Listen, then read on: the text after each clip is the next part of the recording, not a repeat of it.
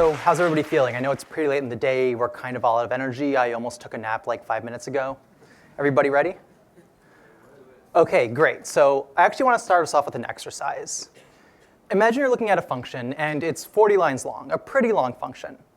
And you can break it down into, say, 4 10-line functions, taking a big function and making some smaller functions. So exercise 1. Raise your hand if you think that the small functions will be easier to work with than the big functions. Cool, I see most of you raise your hands. Cool, put them down. Yeah, on average. Okay, so question number 2. It's flu season. Raise your hand if you think that a vaccine prevents diseases. Thank God, I think that's everybody. Don't have to kick anyone out. So, last question. Raise your hand if you think it is more likely, if you believe more strongly that small functions are easier than you believe that vaccines prevent diseases. Sorry, what was that? Raise your hand if you are more confident in your belief that small functions are good than that vaccines prevent diseases. And I see a couple of very brave souls have raised their hands. But almost everybody else who raised their hands for both times put it down. Why is that? Why can we believe 2 things, confident in 2 things, but believe one more? Well, for vaccines, we've got medical studies, we have historical data, we have the elimination of smallpox, we have clinical trials, we just have so much. But for small versus big functions, we have a feeling, an experience, our opinions. And we might have some logic, like it's obvious that small functions are easier. But then again, it also sounds obvious that injecting a virus into your veins isn't going to make you healthier, right? Our logic can often be flawed. Now, this talk is not about small versus big functions. I'm not telling you to write big functions. This talk is not called Write Big Functions. But I do want to underscore some really important point. Almost everything in software is a belief. It is something we have experience about, it is something we have opinions on, but it's not something we have hard data. In most cases, we just don't know. But we can find out. We find out through empirical engineering, or ESE for short. That is the science of taking claims about software and dissecting them, testing them, observing them to find out what's really true and what just feels good. My name is Hillel, and I'm here to talk to you about what this is, how we do it, and why it's so important, and some of the things we've learned on the way. But first, some bookkeeping. I'm going to be name dropping about 35 different studies in this talk. You don't have to write them down. If you go to this link, I have every single one online, annotated and linked. You can just go there and find them and look at them that way. Also, every question being asked through the app, I will be answering. If I don't get to it in this time, I will be also uploading all of the answers to that link too. So you'll be able to see every question people asked and the researched answers there. And with that, we're ready to begin. So I think the first question we have to ask is why? Why do we care about this? Why is it so important to be empirical? And I see 3 reasons. The first one is the easy one. I'm a developer.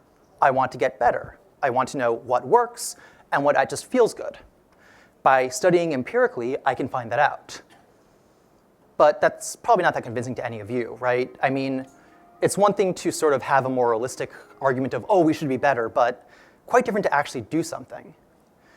The next reason I see that's important is financial. The tech industry makes up about 10% of the United States GDP. That's $1.5 trillion a year. If we are 1%, and that's really low estimate, 1% inefficient, that's the GDP of Iceland we are setting on fire every single year. But that's at the large scale. That's not local to us. And here's what I think is the most important, the most subtle, but most valuable reason to study the empiricism of software. We do it to protect ourselves. You see, the most common, most popular paradigm in software is charisma-driven development. There are experts who are good at speaking, who are good at writing, and they tell us what we should be doing. Maybe we do Scrum because it works for our company.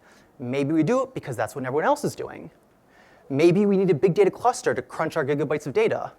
Maybe we're just following Google's lead. Maybe we do object-oriented practices because that's correct. Or maybe it is because people stand on conference stages and say, you must use solid. But ESE, empirical engineering, just cuts all of that away.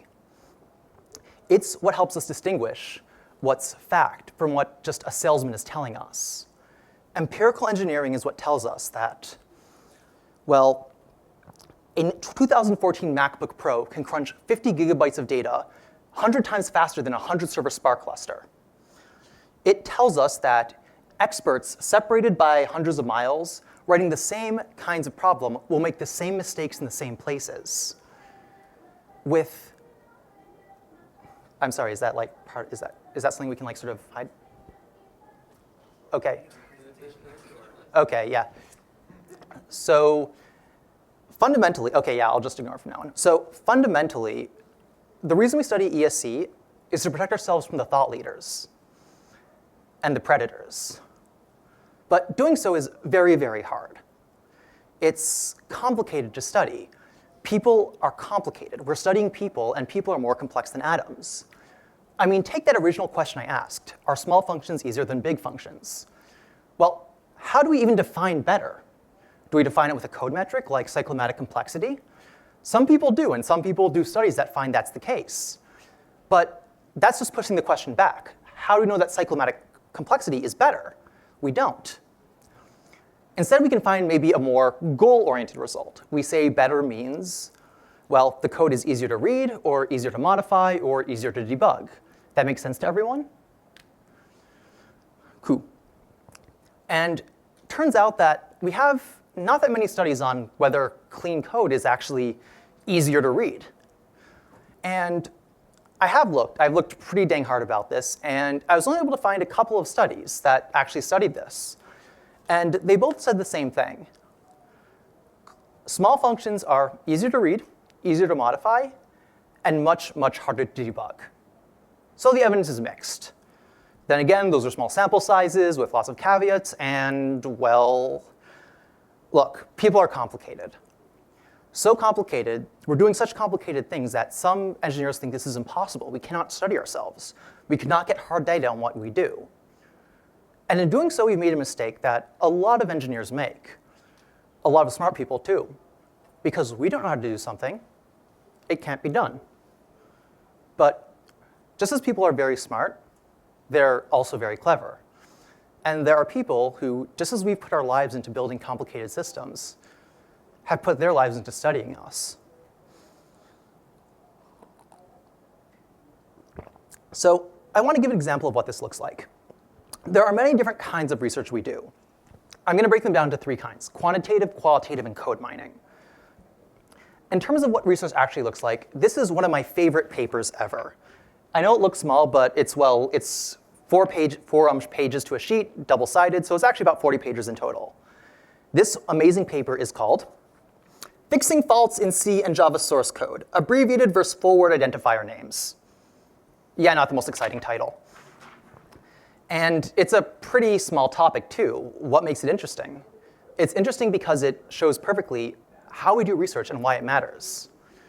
Let's take a simple example. I have a code base, and one of the variable names is employer number, okay? Descriptive name, descriptive title, great. Is it easier to debug this versus debug this, emp num? Easier to read the code, easier to find faults, whatnot. So this is what they did. They wanted to study which of these would be easier to work with. And what they were doing is called a quantitative study. That's what we most commonly think of as science. We have 2 groups, a control group and a modified group. Control group we do not touch. Modified group we make some tweak to. Then we have them both do a task and see which one does it better. In this case, the control group was debugging code, and the other group was debugging code where all of the full names were replaced with abbreviations. Then we can see which one does it better, and then we can know which one's better. Now, I see some of you looking skeptical. And you'd be right. There's lots of what we call confounding factors, things that can explain our results without our fundamental premise being measured. For example, experience. Maybe one group did a better job because they all have 10 years more experience. There might also be alternate explanations.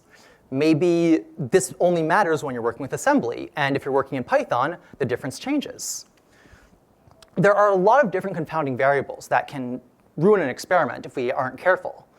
And if we know them, we can design our experiment to control for them, make sure they don't matter, make sure they don't affect the results.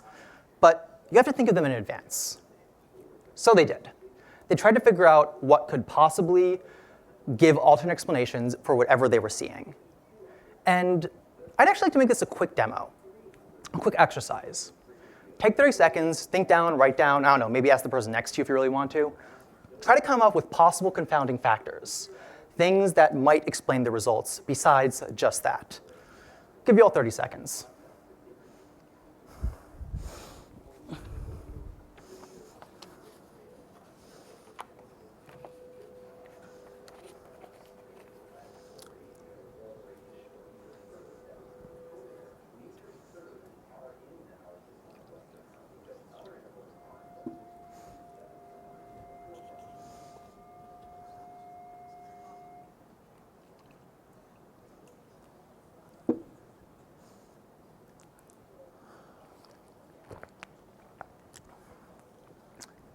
Everybody eyes back on me?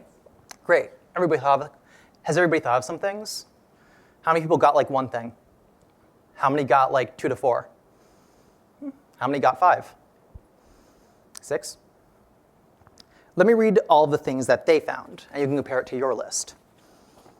Experience level of the developers, education level of the developers, programming language used, size of the code base studied, density of bugs in the code base, formatting of the code, classification of bug, time of day, fatigue level, problem domain, sample size, experience with the problem, social media exposure. How many of those did you miss? Yeah. For the record, they didn't find any difference. So it turns out that while we know that descriptive names are really important, there's no evidence that a full word is required when an abbreviation can fit in. And this was only over 100 people, so it's not 100% validated, but it does show we can study something and get real results about what matters. Who here finds that result surprising? Well, so did they. It doesn't really make intuitive sense that a code base, that EMP num, is going to be no harder than employee number, right? See, quantitative studies are science, but they're not enough. We also need qualitative studies. This is the studies of people's experiences, of their opinions, of their ideas, how they flow. It is the exploration part of science. It's how we get the ideas we want to test in the first place. We need to explore. So they explored. They did what's called an ethnography. They sat down and watched developers debug code in the real world with no sort of controls, no suggestions, just watched them. And they saw that the two groups had different ways of debugging. When you have the full word identifiers, people tended to skim. They used the name as an anchoring point, lexicography, to orient themselves around the code and quickly jump between where they thought the bugs might be. This worked as a debugging technique. The people who had abbreviations, though, they more methodically went top-down, understanding the context and the full flow of the code. This also worked. So changing the names did subtly change how people debugged code. But in both cases, there was advantages and disadvantages. They both worked. Qualitative studies let us actually know what it is we're seeing, what is interesting, what we want to explore. Now, both of these studies, these clinical trials, these ethnographies, are about people. And people are tricky to study. Something that's easier to study, though, is code, right? It just sits there. It's not going to change on us. It's not going to be tired or sleep deprived. And code also has one big advantage. It scales. If I asked you, average code base, what's the unit testing coverage? How would you find that out? Anybody want to raise your hand, anyone? Yep. Yeah, but where do you get the code? What's the algorithm? So the question becomes, how do we, I'll just go ahead. I think you have the right track here. So I mean, we can write a code that analyzes like our code base to find the unit testing coverage. But how do we get enough samples? How do we know the average? Well, there's 100 million repositories on GitHub. We just download them all, crunch the data, done, problem solved. And this does work. Here's another study that was done similar to this on code smells. These were people who looked at 30 open source projects, each of which had been around for over a decade, and studied what the anti-patterns were, what they did wrong, and where the defects in the code were based on what was changed. The results were twofold. One was that, yes, if there are code smells, the code is more likely to be buggy in that area. That's probably obvious to a lot of us. The second thing that they found, and this is a little bit more surprising, is that fixing the anti-patterns did nothing to the bugs. It turns out the two were correlated. Certain kinds of code led to more poorly designed, low-quality code and more bugs, but they were independent. Fixing one didn't affect the other. So this means that we can use code smells to isolate where we should be looking for bugs, but we can't fix the bugs by just fixing the code smells. We have to actually figure out what the bug itself is. This is an example of how we can use code mining to very quickly and efficiently get insights into how things work. But code mining, just as it's very effective, has traps of its own. You see, it's not a controlled environment. We're looking at the field, we're looking at the world, and that makes for very complicated, noisy data, and we have to be very careful about that. Who's heard of this paper? It came out in 2017, a large-scale study of programming languages and code quality in GitHub. See a few of you, because it was a pretty momentous study. It analyzed about 100 million lines on GitHub, and it was the first study that showed clear statistical significance between different kinds of programming languages.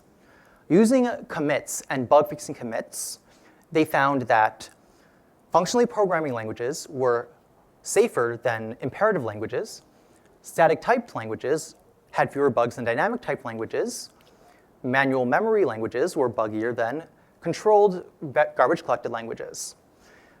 This came out a couple years ago, and while the spec was small, it was hailed as one of the best evidences for the importance of programming language. Now, there's one more part of this entire process that I have neglected to tell you. We don't trust papers.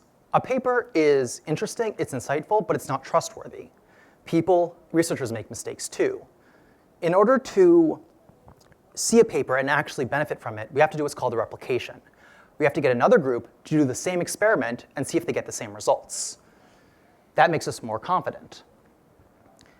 The study on naming was done, replicated several times successfully. As far as we can tell, that's a pretty consistent evidence. This, though, just this year we tried to replicate this. A group tried to analyze the same repositories and get the same results. And in doing so, they found a small problem. You see this, imagine you have a commit that looks like this, add infix operator. The other group was flagging it as a bug because it had the word fix in it. In all, about 1/3 of the commits they studied were false positives. Once this was accounted for, every single difference went away. They could not find any evidence that one language was better than any other language. Doesn't mean it's not true, it just means we don't have evidence yet. So code mining can be very effective and get us really deep insights, but we have to be careful. We have to make sure that what we're doing actually makes sense. Now, something interesting about all of this that I've just been sharing, you might be noticing a pattern. I've named several things that we think matter. Programming language, how we name our things, how we look at code smells, all that stuff, and none of them seem to have a really strong effect, right? Abbreviation's totally fine. Code smells don't actually really identify bugs. It turns out that this talk is what we know we don't know, and we know we don't know pretty much anything. See, software engineering is a very, very young field. Some of the founders are still alive today. It's a field about systems, and any system is going to be complicated. Any system is going to have some things that are obvious and false, and some things that are insane and totally correct. We don't know. That doesn't stop us from programming. We can still build pretty incredible stuff. Just as humans are complicated and clever, we're really good at doing things in uncertain situations. So we don't know the answers, and that's okay. But just as we don't know the answers, nobody else does either. And that's what it comes back to. So many people tell us, here's how you must code. They're the people who tell us you must use Agile, but they don't know. They're just saying that. They just believe that. They're the people who say Agile is a waste of time. They don't know that. They just believe it. They're just saying that. And that's the key here. We don't actually know anything. Nobody does. And that means anybody who's certain about what is and isn't true about software is probably wrong and probably trying to sell you something. We have to be methodical. We have to understand the limits of our field and learn how to push them.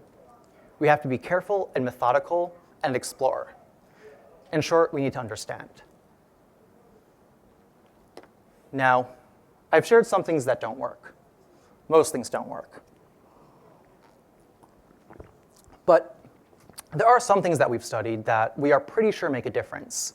We have done many experiments in many contexts, and they've all found significant, persistent, positive or negative effects. I'd like to share some of you with this to show you that there is some hope here. I'm going to also focus on the field that matters most to me. I do what's called formal verification, the study of making programs provably correct. Unfortunately, that's not been studied by anyone, so complete waste of time. But one thing that has been pretty heavily studied is defect finding, software defects. How do we know where the bugs are in our code? And second, how do we prevent bugs in the first place? That's what I'd like to talk about, these two categories and what we've learned about them. So, first question, how do we find bugs? I've already shared one thing that works. Identifying code smells and seeing where they are helps us trace down where the bugs are. But that's probably not enough for most people. We want an automated tool that helps us more carefully, more accurately identify code. That led to an explosion of code measuring techniques. Who here has heard of cyclomatic complexity? Who's here has heard of function points? Clean code? Most people. These are techniques people try to use to measure the quality of software. And maybe they work, but in terms of finding where bugs are most likely to be in code, there was one technique that works much better than all of them. Lines of code. More lines, more bugs. Now, you might feel cheated by this because, again, we want an automated tool that we can point at our code and find where the bugs are. Lines of code doesn't help us. Just saying there's 1,000 lines, probably a bug somewhere in there, just doesn't really do anything for us. And as far as we can tell, there just really isn't a way to just look at a code base and find where we can find the bugs. So we don't look at the code base. Instead, we mind the org chart. You might have heard of Conway's Law. Code reflects the organization that produced it. And it turns out that is empirically true in both positive ways and negative ways. If you have code, if you have a system in the organization, a function of the organization that is cross-cutting and complicated, the code for that system is going to probably be buggy. This has been empirically verified. If you have a lot of different people that touch a code base, it is more likely to be buggy. If you have a lot of different groups that touch a code base, it is more likely to be buggy. Not in the rate of change, but in the rate of types of change. And this is a pretty consistent, persistent effect.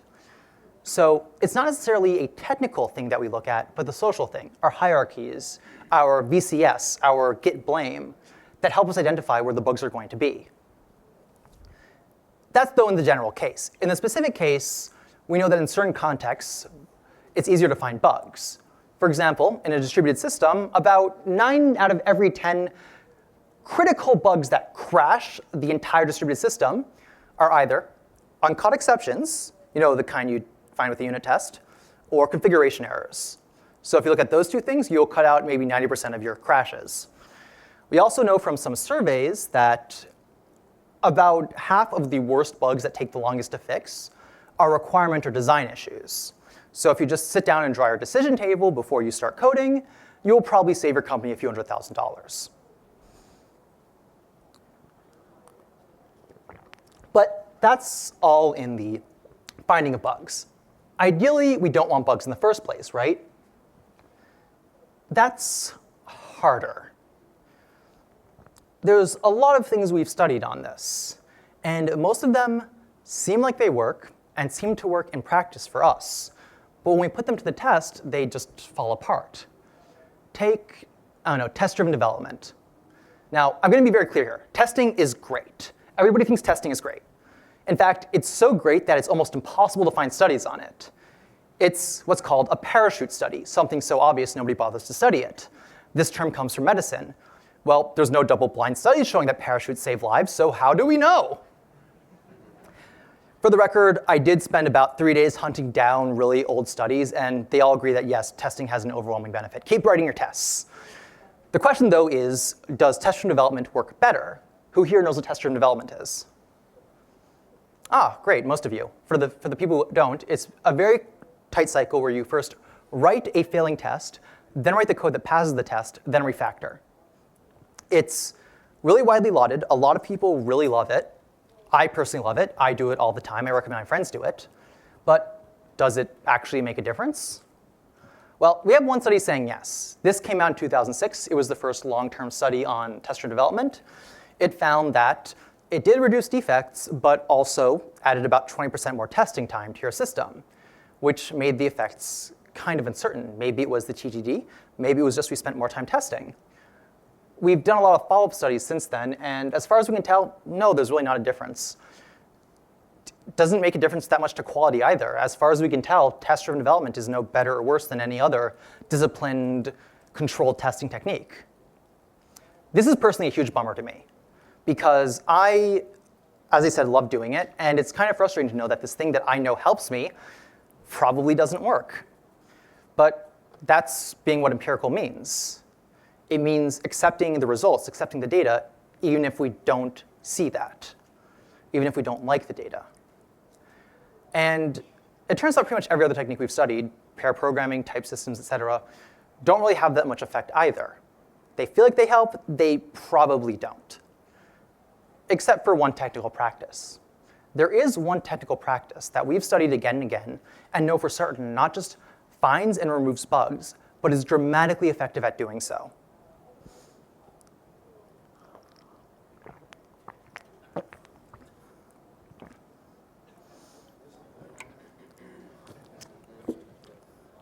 Code review. Now, there are some caveats here. You can't review that much at a time.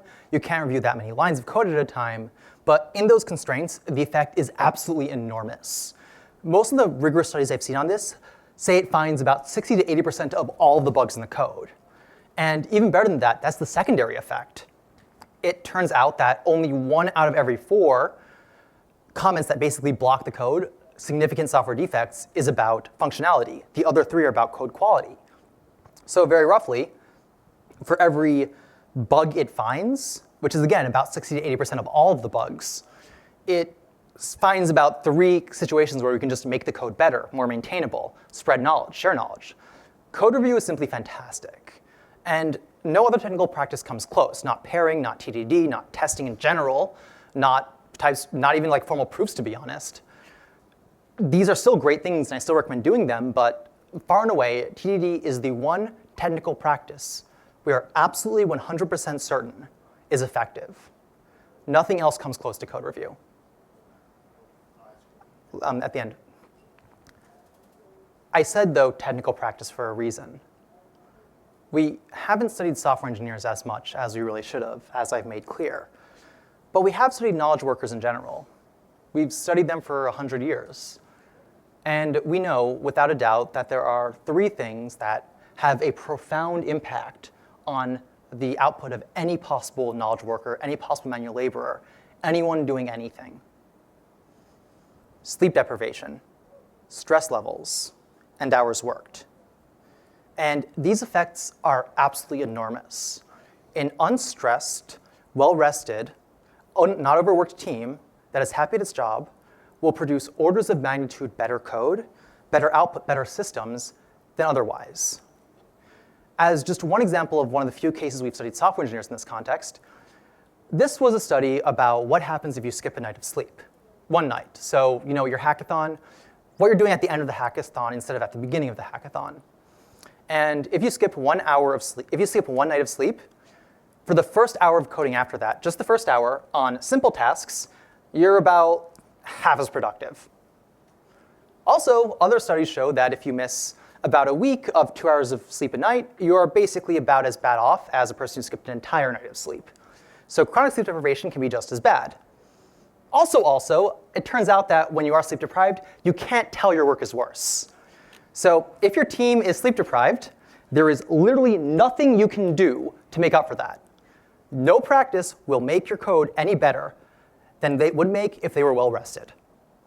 And well, it's not just sleep. I mentioned also time worked and hours worked, right? And stress. One of my favorite studies that's come out recently is the Game Sutra study on game developers. They interviewed 700 game developers on 700 separate teams.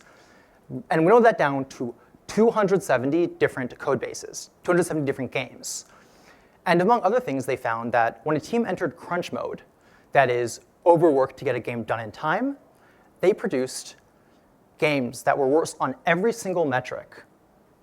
Reviewer scores, profitability, user satisfaction, sales, everything, than the teams that simply cut scope or pushed their deadlines. Those groups were burning more time and money, not to mention the health and safety of the developers, on a worse outcome. So, the question. You've probably heard that correctness, you should be doing testing or review or pairing. Why haven't you heard about sleep? Why haven't you heard about stress levels for correctness? A lot of reasons, to be honest. Because these are long-term subtle effects, as opposed to short-term ones. Because they are diffuse and insidious. Because it's very hard to trace them back to their source. And because it's not in our control. Things like stress and sleep are a product of things like deadlines, scope creep, bad managers, bad company culture. Things that are organization level, social, not technical. You see, there are some things that us engineers can do that will improve our code, like code review. But ultimately at its core, software engineering is knowledge work. It's about us putting our minds to the best use we can. And I find that beautiful. It really exalts what it is that humans can do. But at the same time, it means that anything that impairs our ability to think is going to cause much worse effects than anything else can. So yes, if we want higher quality, we need to do our code review, we need to be careful. But if we really want high quality and high productivity, well, that can't be demanded of engineers. It has to be enforced at the organization. The change must come from the top. Now, that is just software engineering, just empirical engineering in software defects. There's other fields we've studied too, education, human-computer interfaces, performance, all of that stuff. I shared software defect because that's what matters most to me. I don't know what matters most to you. Maybe it's something else. All I can do is encourage you to look for yourself, encourage you that this is even worth looking at in the first place. Hopefully I've done at least a little bit of that. Hopefully I've convinced you of the value here. If so, I'd like to end by talking about where we can get started. What's the best introduction to both doing the research and finding it? So there's two books I definitely strongly recommend. The first is Making Software. This is how I got into it. The first half is about the practice of research, how we do the research, the pitfalls, everything.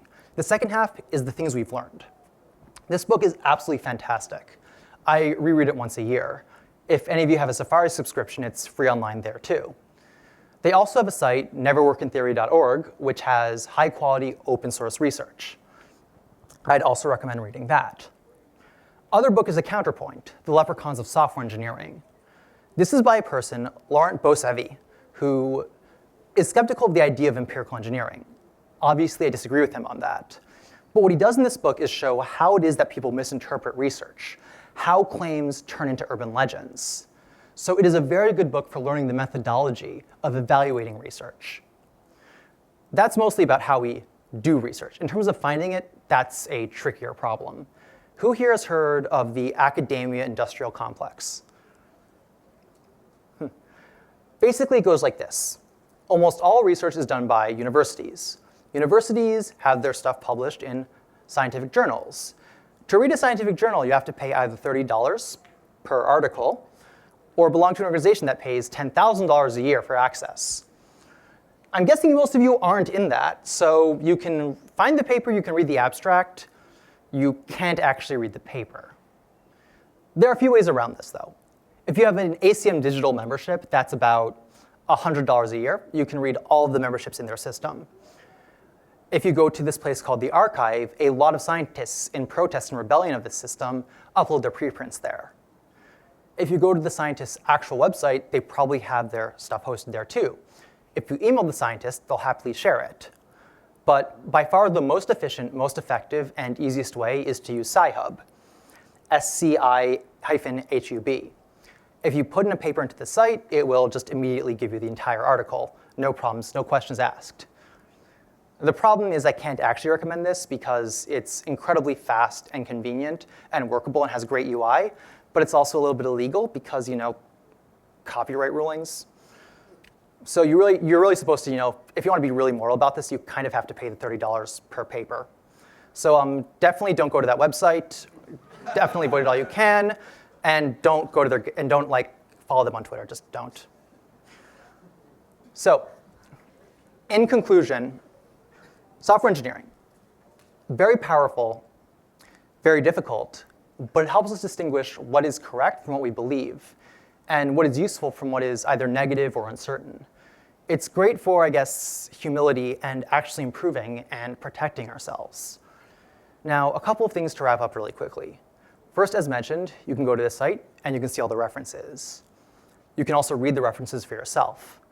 And I would recommend that. Everything I've shared has been colored by my opinions, how I see the world, my own biases. Maybe when you read it, you'll come up with something different. Maybe you'll think it's correct, maybe you'll think it's garbage. I do recommend, though, checking for yourself, because you should see for yourself what the research says and not just trust a person on the stage shilling their consulting business. Speaking of shilling, I'd like to end by quickly talking about what I do. I work in a field called formal methods. That is sort of the art and science of producing large-scale bug-free designs, essentially software blueprints. I teach workshops and consult for companies. Clients have included Netflix, Cigna, Protocol Labs, Scality, MediaMath. So far, they seem pretty satisfied with me, so probably a good sign. If you're interested in this, just either go to the site or come talk to me after. I'll happily answer any questions on what I do and how it works. And of course, you're always welcome for the rest of the conference to ask me any questions you have about empirical engineering. And with that, my name is Hillel, and thank you for listening to my talk.